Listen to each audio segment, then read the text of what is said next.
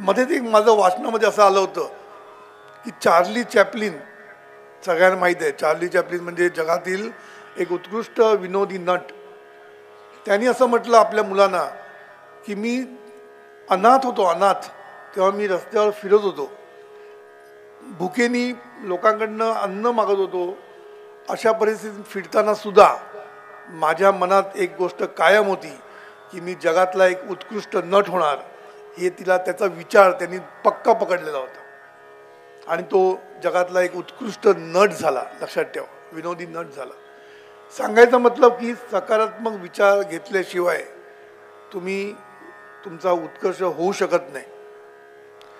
आता काही लोकांना ह्याच्याबद्दल माहिती असते किंवा माहिती नसते, पण सर्वजण हा विचार पकडतात तेव्हाच ते पुढे जातात, एवढं नक्की. आता पुढला जो भाग आहे तो म्हणजे मी सांगितलं प्रेम. प्रेम हा खूप महत्त्वाची गोष्ट आहे, कारण सद्गुरूंचे दोन सिद्धांत आहेत. एक म्हणजे तुम्ही एकटे काही करू शकत नाही, एकटे काही करू शकत नाही. लक्षात ठेवा, तुम्हाला जर यशस्वी व्हायचं असेल तर बऱ्याच लोकांचा सहभाग त्याच्यामध्ये असतोच. मी तुम्हाला आत्ताच सांगितलं, एक नुसता उत्सव करायचा असेल तर किती लोकांचा सहभाग लागतो तेव्हा एक उत्सव यशस्वी होतो. म्हणून आपण एकटे कधीच यशस्वी होऊ शकत नाही. म्हणून आपल्याला सर्वांची गरज असते, सर्वांच्या सपोर्टची गरज असते आणि या सपोर्टवरच आपण पुढे पुढे जात असतो. जसं त्यांचा सपोर्टची आपल्याला गरज असते तसं आपण सुद्धा त्यांना सपोर्ट देण्याची गरज असते. म्हणून सद्गुरूंनी करुणा हा विषय शब्द मांडलेला आहे की प्रेमामध्ये तीन गोष्टी सांगितल्या सद्गुरूंनी. काय सांगितलं की करुणा, कौतुक आणि कृतज्ञता. आपल्या सहकाऱ्यांबद्दल, आपल्या बॉसबद्दल, आपल्या कंपनीबद्दल, आपल्या कस्टमरबद्दल आणि आपल्या सबऑर्डिनेट म्हणजे आपल्या खाली जे काम करतात त्यांच्याबद्दल, सर्वांबद्दल करुणा, कौतुक आणि कृतज्ञता आपण नेहमी ठेवली पाहिजे. आता आपण एक एक गोष्ट बघत जाऊ म्हणजे कळेल आपल्याला की करुणा म्हणजे काय. करुणा म्हणजे दया नाही. करुणा म्हणजे आपण दया म्हणतो, पण इंग्लिशमध्ये चांगला त्याला शब्द आहे की कंपॅशन. कंपॅशन शब्द चांगला आहे. म्हणजे काय, एकमेकांची काळजी, एकमेकांना सपोर्ट, एकमेकांशी सहकार्य, ह्याला करुणा हा शब्द वापरला सद्गुरूंनी. म्हणून एकमेकांशी सहकार्य केल्याशिवाय तुम्ही पुढे जाऊ शकत नाही. लक्षात ठेवा. म्हणून मला बरेच लोक येऊन सांगतात की आमच्या ऑफिसमध्ये खूप मोठं पॉलिटिक्स चालतं, आमचे पाय खेचतात, हे करतात ते करतात. हे बरंच ऐकायला मिळतं. याला कारण काय, प्रत्येकजण एकटा पुढे जायचा प्रयत्न करतो, एकटा पुढे जायचा प्रयत्न करतो, दुसऱ्यांची काळजी घेत नाही. कुठेही बघा तुम्ही, सगळीकडे हेच चाललेलं आहे, दुसऱ्यांची काळजी घेणं नाहीच. दुसऱ्यांवर कशी कुरघोडी करता येईल हेच आपण बघत असतो. पॉलिटिकल पार्टीमध्ये तेच चाललेलं आहे, एकमेकांवर कुरघोडी करणं. पक्ष राहिला बाजूला, राष्ट्र राहिलेलं बाजूला, लोक राहिली बाजूला, फक्त एकमेकांवर कुरघोडी करायला बघतात. बरं, एका पक्षातले दुसऱ्या पक्षावर करतात ते गोष्ट एक वेळ समजू शकतो आपण, पण आपल्याच पक्षातले लोक आपल्यावर कुरघोडी करायचा प्रयत्न करतात. सगळं मजेशीर आहे. कोणालाच कळत नाही की एकमेकांवर कुरघोडी करून पक्ष पण डब्यात जातो आणि राष्ट्र पण डब्यात जातं. म्हणून राष्ट्रहित, सद्गुरू सांगितलं, राष्ट्रहित किंवा समाजहित हे खूप महत्त्वाचं आहे. आणि ह्याच्यासाठी एकमेकांना मदत करत, एकमेकांची काळजी घेत, सर्वांना घेऊन वरती जाण्यात खूप मजा आहे. दुसऱ्यांची काठी कापून आपली काठी मोठी करणं हे अपेक्षित नाही आहे. दुसऱ्यांची काठी कापायची आणि आपली काठी मोठी दाखवायची, ह्याला काय अर्थ नसतो. आपण आपली काठी मोठी करून दाखवायची. आपण किती श्रेष्ठ आहोत, आपली गुणवत्ता वाढवली पाहिजे, आपलं कौशल्य वाढवलं पाहिजे आणि आपण मोठं व्हायला पाहिजे. आणि हे मोठं होताना लोकांचा सहभाग, लोकांना बरोबर घेऊन तुम्ही जर गेला तर तुम्ही खरे यशस्वी व्हाल, खरे यशस्वी व्हाल. सद्गुरूंनी एक वाक्य असं वापरलेलं आहे, स्वतः सुखी होऊन. सद्गुरूंचं महत्त्व आहे, प्रॅक्टिकली बघा. पहिलं काय सांगितलं, स्वतः सुखी होऊन दुसऱ्यांना सुखी करण्याचा प्रयत्न जो करतो तोच खऱ्या अर्थाने जीवन जगतो, असं सद्गुरूंनी सांगितलेलं आहे. म्हणून आपल्याला जर जीवन खऱ्या अर्थाने जगायचं असेल तर आपण तर यशस्वी व्हायचंच आहे, पण बाकीच्यांना पण यशस्वी करण्याचा प्रयत्न करणं हे आपण केलंच पाहिजे. आणि त्याच्याशिवाय होऊ शकत नाही यशस्वी. लक्षात ठेवा, सगळा जो होतो तो केऑस होतो, गोंधळ होतो, संघर्ष होतो आणि काही होत नाही. लक्षात ठेवा, संघर्ष होतो. माझ्याकडे एक नामधारक मुलगी आहे, बाई. ती नाटकात काम करायची पूर्वी, आता तिने सोडून दिलं. तर मी तिच्याशी असंच गप्पा मारत होतो की तुझ्या नाटकातल्या गमती सांग मला, नाटकामध्ये काय काय गमती होतात, आपल्याला ऐकायला मजा येते ना. म्हटलं तू सांग गमती. तर तिने जे सांगितलं ते मला ऐकून शॉक बसला नाही, कारण मला माहीत आहे. तिने सांगितलं काय, हे जे मोठे नट असतात ना, सगळे म्हणत नाही, सगळे म्हणत नाहीत, काही काही किंवा बरेचसे आपण म्हणूया, फार कमी नट एकमेकांना मदत करून वरती आणतात. पण बहुतेक नट काय करतात, आपल्या ज्युनियर नटांना कसं खाली पाडता येईल. नाटकामध्ये सुद्धा असं काही गुगली टाकतात की तो गोंधळला पाहिजे दुसरा नट. आणि बिचारे गरीब नवीन नट आलेले असतात, त्यांना तेवढी मॅच्युरिटी नसते आणि ते थोडे गडबडतात आणि ह्यांना बरं वाटतं. म्हणजे एकमेकांना कुरघोडी करून त्याने खाली पाडणं. पण तो एक विचार करत नाही की नाटक जर सक्सेसफुल झालं तरच तू सक्सेसफुल होणार आहे. लक्षात ठेव, तू कितीही सुंदर काम केलं आणि नाटक जर बंडल असेल, बंद झालं, नीट नाही झालं, तर तुझ्या त्या कौशल्याचा काही उपयोग नाही. हा विचार, ही मॅच्युरिटी या मोठ्या लोकांकडे नसते. लक्षात ठेवा, मोठ्या लोकांकडे नसते. काल एक कुठलं तरी अवॉर्ड फंक्शन चाललं होतं टी व्हीवर. तेव्हा एका नटाला काहीतरी सहाय्यक अभिनेता असं काहीतरी मिळालं. त्यांनी वरती येऊन, तो एकदम चार्ज झाला त्याला मिळाल्यावर. त्यांनी वरती येऊन काय सांगितलं की बहुतेक जे अवॉर्ड मिळतात ती यशस्वी नाटकाला किंवा यशस्वी सिनेमाला मिळतात. मला कसं मिळालं खरंच मला नवल वाटतं, कारण माझा सिनेमा यशस्वी झाला नव्हता. म्हणजे ह्याच्यातनं एक लक्षात घ्यायला पाहिजे की जेव्हा सिनेमा किंवा नाटक किंवा कुठलंही फंक्शन यशस्वी होतो तेव्हाच प्रत्येक जण त्याच्यातलं यशस्वी होत असतो, नाहीतर नाही. हे लक्षात ठेवा. म्हणून सहकार्य हे खूप महत्त्वाचं आहे. सहकार्य एकमेकांना करणं. आजकाल काय झालं माहिती आहे, आज कंपन्यामध्ये काम करताना आपल्या खालची माणसं जेवतात की नाही, त्यांना झोप मिळते की नाही, ह्याचा विचार पण मोठे लोक करत नाही आहेत. आणि त्यांना कसं पिळून काढता येईल हा एकच विचार करतायत. आजकाल मी तरुण बघतोय, सकाळी जातात, रात्री कधी येतील याची कल्पना नसते त्यांना. बरं, रात्री उशीर झाला म्हणून सकाळी जरा उशिरा चालेल नाही, पुन्हा सकाळी टायमात गेलंच पाहिजे. म्हणजे ह्याला म्हणतात पिळून काढणं. आपल्या काळजी घेणं हे खूप महत्त्वाचं आहे. कारण तुम्ही किती पिळाल, शेवटी तुम्हाला जो प्रॉडक्टिव्हिटी पाहिजे, जे चांगलं काम पाहिजे ते हळूहळू मिळणार नाही. त्याचं आरोग्य खराब होईल, हे लक्षात ठेवा. आरोग्यावर त्याचा परिणाम होऊ शकतो. तर दुसऱ्यांच्या आरोग्याची पण काळजी आपण बॉस लोकांनी किंवा आपण जे लीडर्स आहोत यांनी घेतली पाहिजे. दुसरे काय करतात त्याचं आपण लक्ष द्यायचं नाही, पण प्रयत्न करायचा की आपण बदलायचं. मी माझ्या सहकार्यांना किंवा माझ्या हाताखाली नेहमी त्यांची काळजी घेतली. एवढी काळजी घेतली की मी नोकरी, ते लोक आज अजून माझी आठवण काढतात आणि प्रत्येक वेळेला असं म्हणतात की पै साहेब गेल्यानंतर आमचं काहीच भलं झालं नाही, पै साहेब असेपर्यंत आमचं भलं होत होतं, असं म्हणून दाखवतात आणि अजून मला फोन करतात प्रत्येक वेळेला. हे जी आपलं प्रेम असतं ना, हे प्रेम राहिलं पाहिजे. आणि असं नाही की आम्ही काय करून दाखवलं नाही, आम्ही पण चांगलं काम करून दाखवलेलं आहे, असं नाही. तेव्हा काम चांगलं करून देण्यासाठी काय लोकांना पिळूनच काढलं पाहिजे असं नसतं.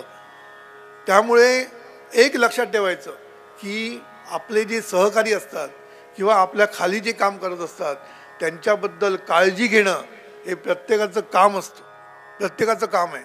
हे तुम्ही करून बघा, तुम्हाला इतका सपोर्ट मिळेल लोकांकडनं की तुमचा प्रत्येक गोष्ट सक्सेसफुल होईल. सक्सेसफुल होण्यासाठी फक्त वेळ देणं महत्त्वाचं नसतं, मन देणं खूप महत्त्वाचं असतं. लक्षात ठेवा.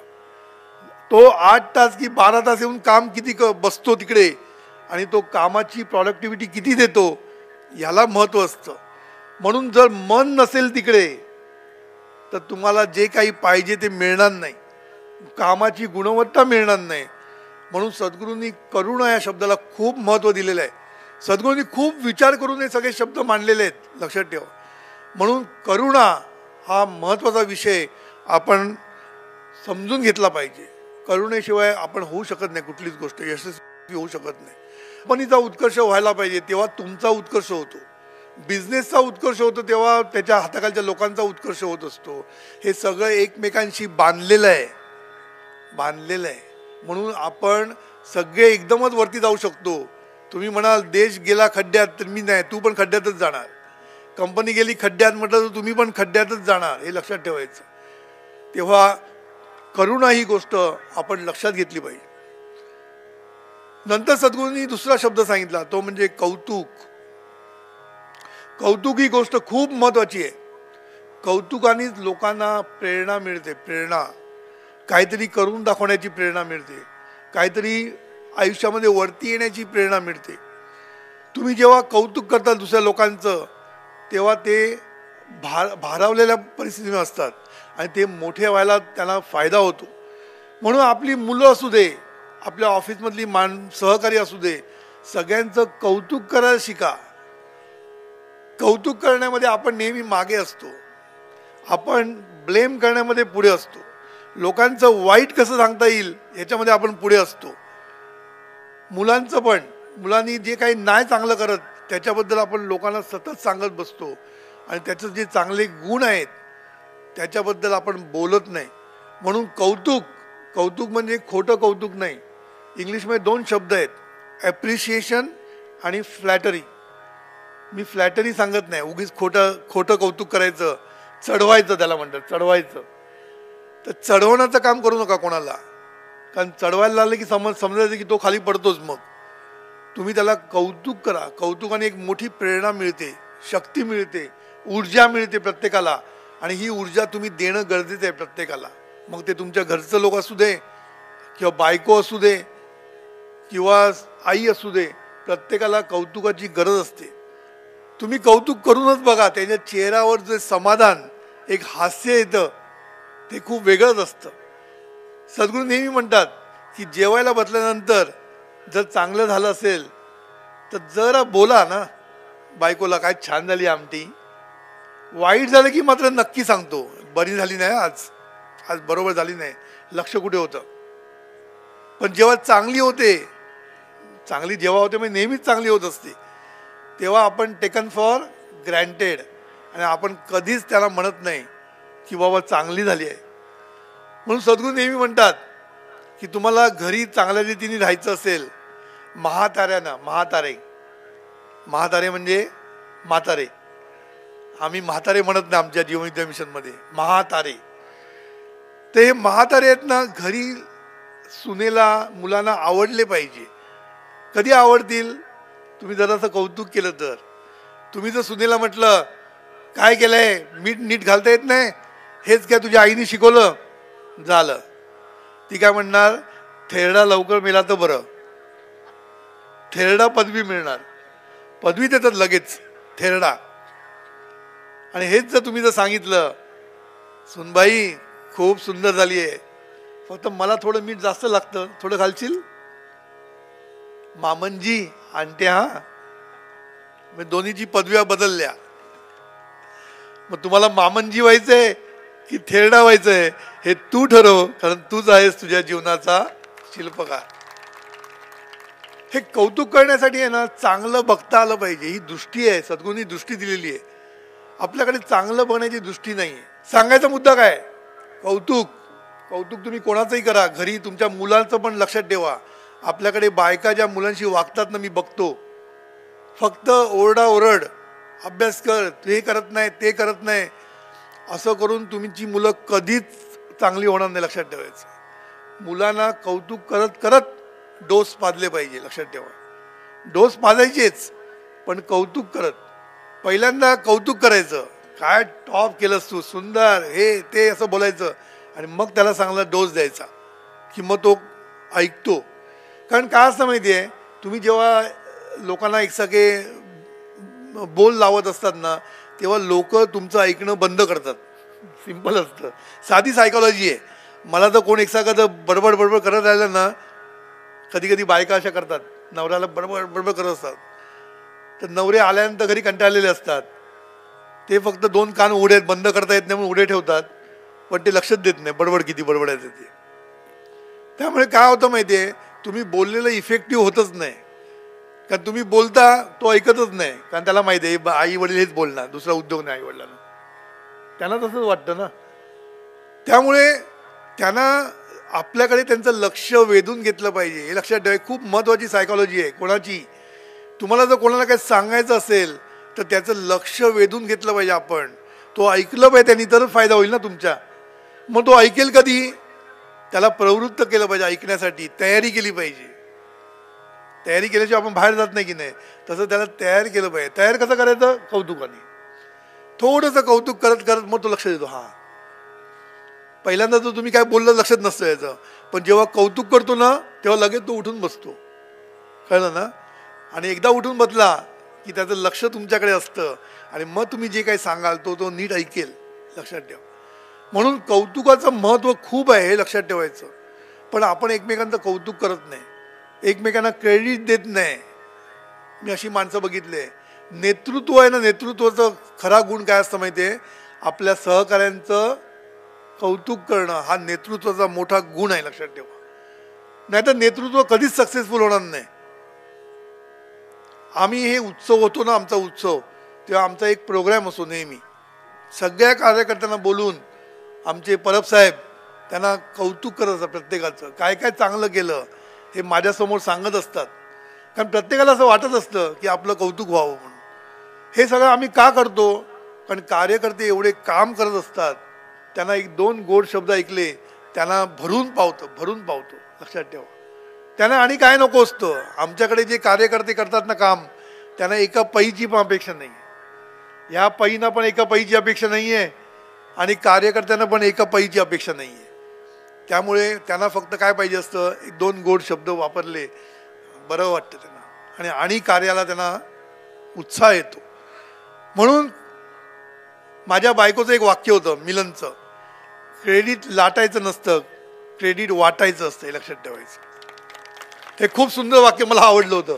क्रेडिट लाटायचं नसतं, आपण क्रेडिट लाटतो, करतो आपल्या खालची माणसं आणि आपण सांगतो मी केलं.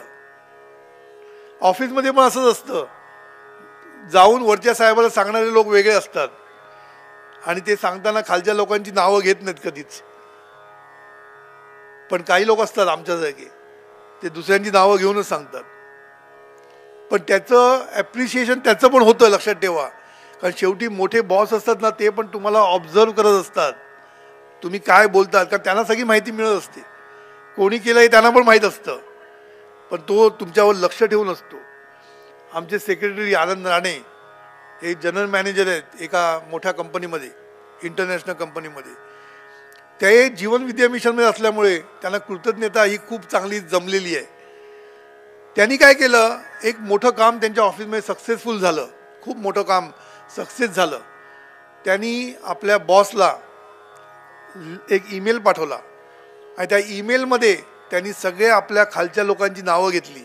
याच्यामुळे झालं, ह्याच्यामुळे झालं, ह्याच्यामुळे झालं, यांनी हे केलं, त्यांनी ते केलं.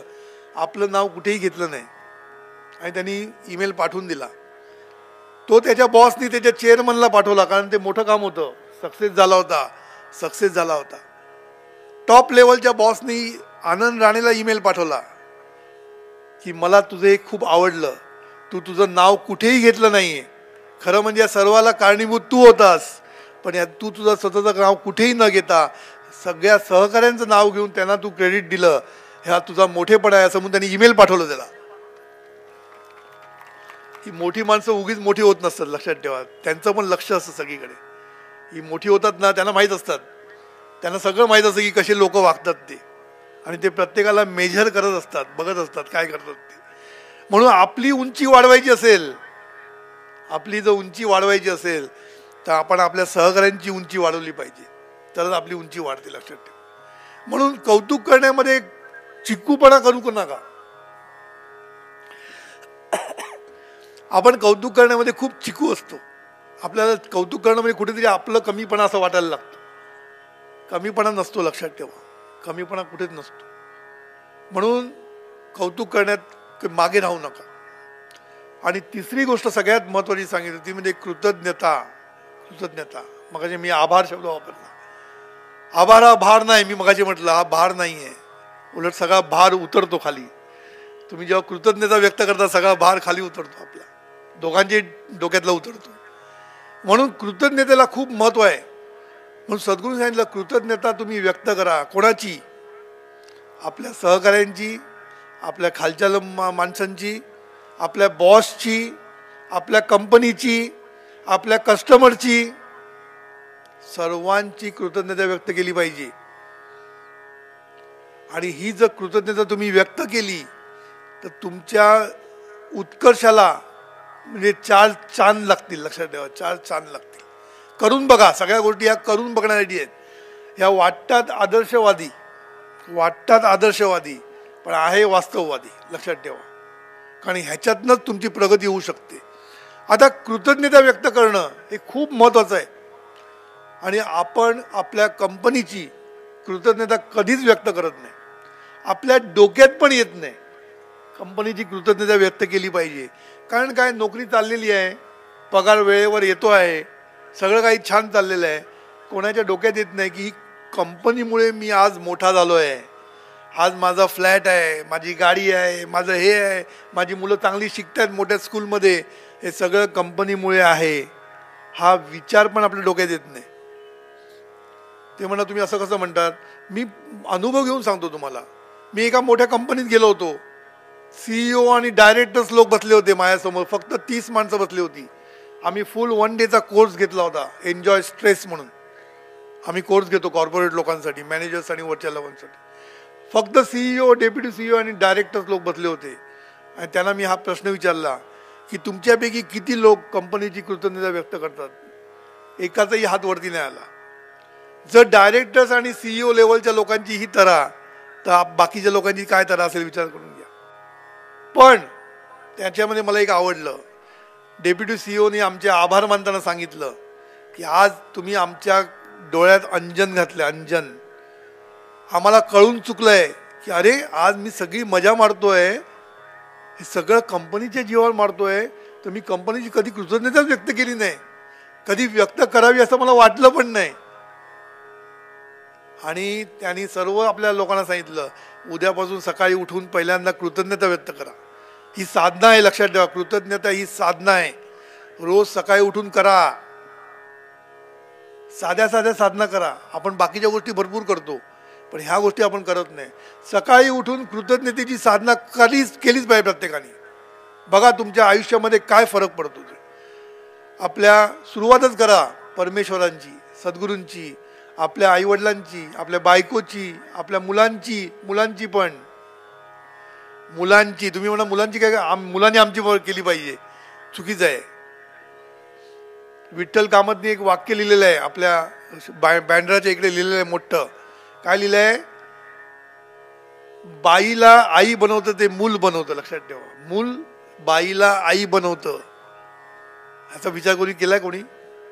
त्यांनी केला की मूल बाईला आई बनवतो. म्हणून आईनी कृतज्ञ राहायला पाहिजे, मुलाशी कृतज्ञ राहायला पाहिजे, आणि मुलांनी आईशी कृतज्ञ राहायला पाहिजे. पण आपल्याकडे कृतज्ञ राहायला कठीण आहे. कालच एक गोष्ट वाचली. बरं, ॲप्सचा एक फायदा असतो, अशा गोष्टी वाचायला मिळतात. काल एक गोष्ट वाचली. एक आपला नवरा बायको आपल्या वडिलांना अनाथ आश्रम, आपल्या वृद्धाश्रमामध्ये घेऊन आलेले असतात. आणि तो अनाथ आश्रम आणि वृद्धाश्रम जॉईंट असतो. तर ते आपल्या वडिलांना विचारतात की काय पाहिजे तुम्हाला, सगळं मिळालं ना, आणि काय पाहिजे सांगा, सगळं देतो. मी सर्व मी देतो पण वृद्धाश्रम घरी नको.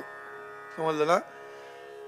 वडील ते बिचारे, त्याला वाईट वाटत असणार मनात ना. तो म्हणला नाही, सगळं दिलेलं आहे, काही नको मला, सगळं मी छान आहे, मजेत आहे, तुम्ही मजेत राहा म्हणून सांगतो. इतक्यात त्या वृद्धाश्रम आणि अनाथाश्रमचा जो इन्चार्ज असतो तो त्या वडिलांशी बोलायला येतो आणि त्यांच्या गप्पा चाललेल्या असतात. तेव्हा मुलगा त्या इन्चार्जला म्हणतो, वृद्धाश्रमाच्या इन्चार्जला, तुम्ही माझ्या वडिलांना ओळखता का? तो म्हणतो हो मी चांगला ओळखतो. 30 वर्षापूर्वी ते माझ्याकडे आले होते अनाथाश्रमामध्ये. एक अनाथ मुलगा दत्तक घ्यायला आले होते. कधी? 30 वर्षापूर्वी. आणि तोच मुलगा तो असतो. लक्षात ठेवा.